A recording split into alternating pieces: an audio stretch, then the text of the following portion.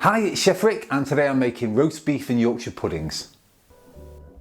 Off we go. First thing we're going to do is the roast beef. So this is for the pan that we're going to roast it in. So we're just going to take a couple of onions, take off the top of the onion, leave the root intact as we always say, and just going to chop them into quarters, peel off the outside layer of skin, just like that. And now we're going to take some carrots, peel them. So the carrots and the onions are going to be in with the beef whilst it's roasting. The onions are in there for flavour. The carrots are what we're going to serve alongside the beef, so that's why you want to peel them. And then once you've top and tailed them, which means taking off the top and the bottom, and peeled them, you're now going to chop them in half lengthways like that. So the safe way to do it, I just put a knife on top and chop down. Not only is it safe, you're not going to go into your hand or anything, but it also seems to get you a nice even chop. If you try and do it on the side, the knife can slip and it's never great. This is a rub for the outside of the beef. So we've got salt and pepper, mustard powder and flour. So we're just going to add the flour to the mustard powder there, salt and pepper into that mix and give it a good mix round. All of the quantities will be down in the description below as always. Just whilst I'm mixing this, I've not asked for this for a load of videos. If you like my videos, please hit like, and if you don't subscribe to me, please hit subscribe. Only if you want to. It's free for you, but great for me, and I really appreciate it. This is a lovely piece of roast beef. You'll get it from your butcher with that twine and string wrapped around it. Leave that on. It just holds its shape better and keeps everything nice and neat. This is a very, very simple, this is a super simple James Martin method for roasting beef, and it's an easy go-to, which is why I've done this in a video. But what you do is you take the flour, mustard powder, salt and pepper and mix that we made and just rub it all over the beef. Simple as that. Now into a roasting pan, I'll put those carrots down. Chop side, of course, that way they won't roll around. And if you remember from previous videos, this is called a trivet, and it's basically something that's going to separate the meat from the bottom of the pan. Put the onions around there as well.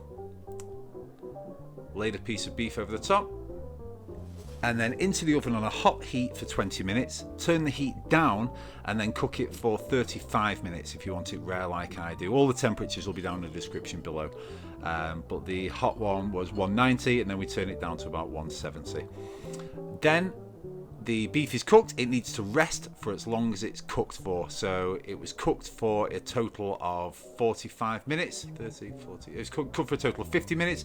Let it rest for 50 minutes. Keep it wrapped in that foil like that. That's going to stay absolutely lovely. Keep all those juices in. Here we go. Once the beef has had a chance to rest, it's still lovely and hot. You can see it's steaming there, but I'm just going to carve in just to show you that this is perfectly rare. If you want to go up through the steak stages, so rare to medium to well done, add 5 minutes cooking time for each bit, and this will all be down in the description below, but I like mine nice and rare. You'll see as we slice it, we've got a lovely crust on the outside of the meat. The meat inside is just perfect and pink. Amazing for serving right away with this roast dinner that we're doing, but absolutely fantastic to be kept in the fridge and then used for your roast beef sandwiches over the next couple of days. The carrots, I'm just going to put them in foil as well.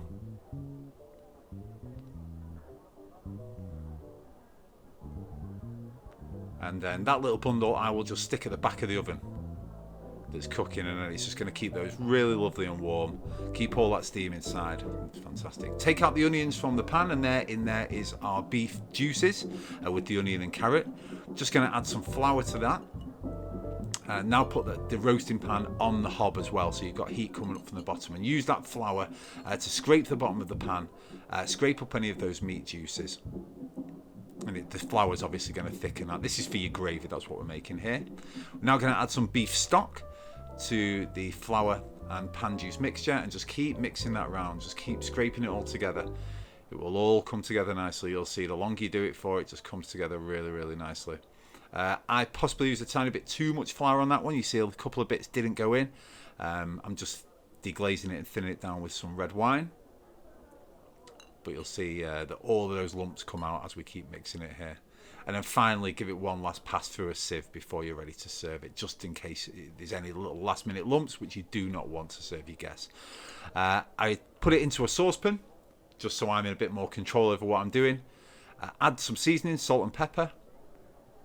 Give it a good mix, and there's an absolutely beautiful red wine and roast beef gravy.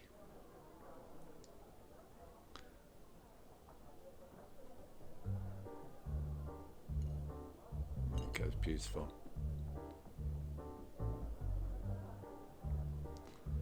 Potatoes.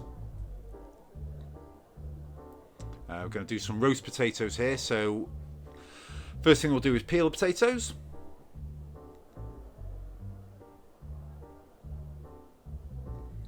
And then these ones are perfect for just chopping in half like that.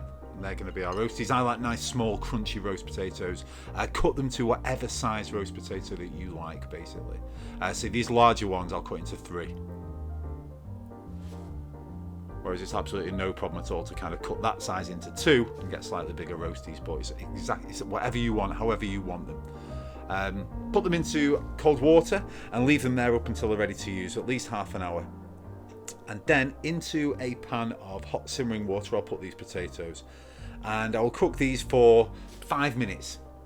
5 minutes, literally, just so that the edge, I just took that off because it was a little bit full there and I took some water out, so I'll let those boil in there for, like I say, around about 5 minutes, until just the very edge starts to soften. So you can either just give it a little scratch with your hand or just run a knife down the side and see if it breaks apart ever so slightly, because the outside you want to be a little bit broken, a little bit rough, because it's then going to crisp up nicely.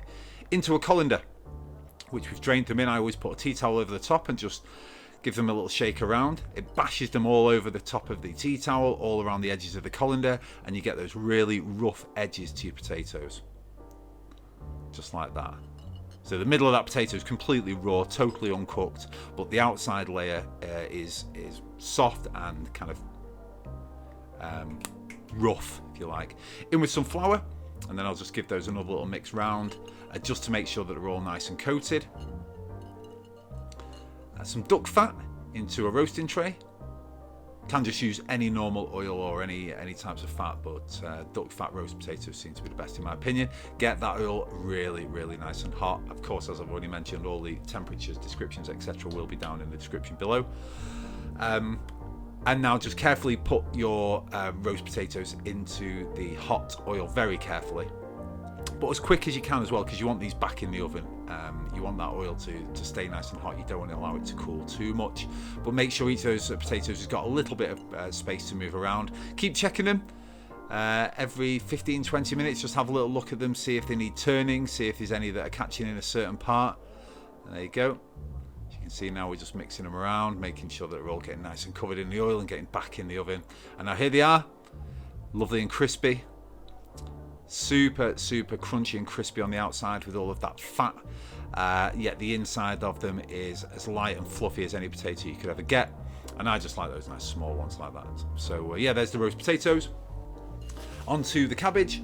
I will just take a normal green cabbage like this, remove 4 or 5 of the leaves, depending on how many people that we're doing this for. This is literally just for me and my wife today. I would always cut a V into them and remove that very hard bit of stem. The way I cook them, I steam them quite quickly, and that stem just does not steam at the same speed as everything else. So in order to keep them full of flavour and a beautiful colour, get rid of that stem, you just don't need it. Wrap them around themselves like this, chop in.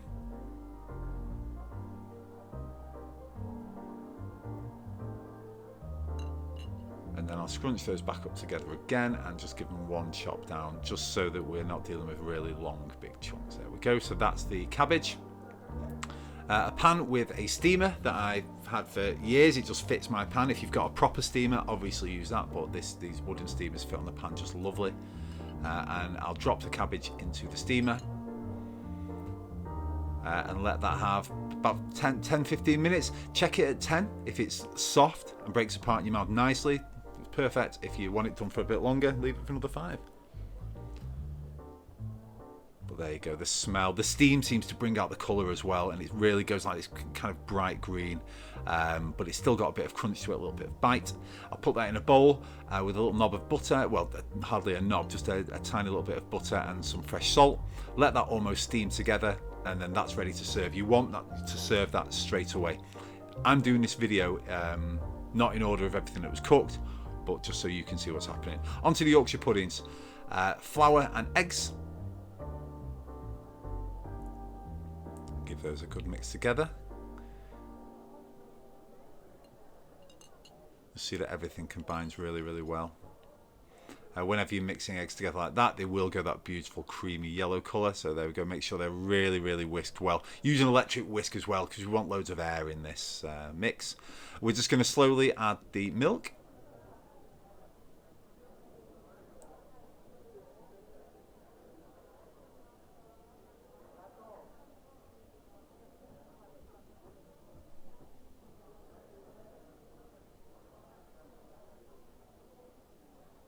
Go.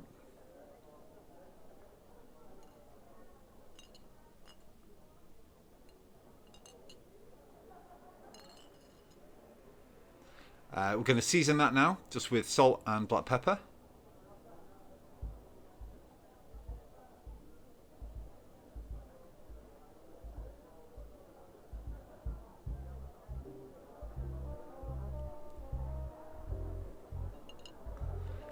And now put it into a jug, just again because it's just going to be easier to store and easier to work with.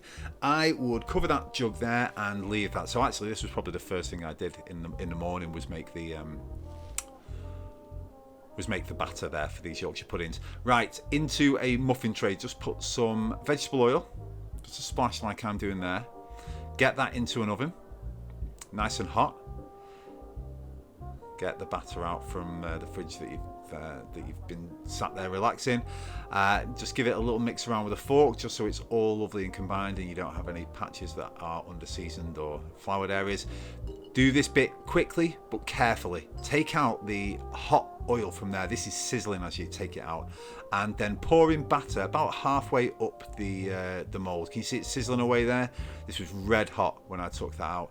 And as quick as you can and as careful as you can, get that back in the oven and close the door and do not open it. You can check through the window, and this is what you'll get in the end. So nice, massive, big, fluffy Yorkshire puddings. The ingredients to make them are super cheap, so make more than you think you're going to need, because there's nothing more heartbreaking than when you're having a roast dinner and your host runs out of Yorkshires. Now we're just going to plate up that beautiful, rare Cheshire roast beef, a couple of Yorkshire puddings, pile of crispy roast potatoes and those beautiful carrots, on with the amazing hot steamed cabbage, and then that beautiful beef and red wine gravy all over the meat. I did have a nice horseradish cream, which I absolutely love, but I forgot it and I didn't put it on the side. But that to me is a roast dinner, or a Sunday roast, or roast beef and Yorkshire puddings, or call it what you want. That's my version. I really hope you enjoyed watching. I really hope you make it yourself. Thank you so much for watching my videos, and I'll see you on the next one.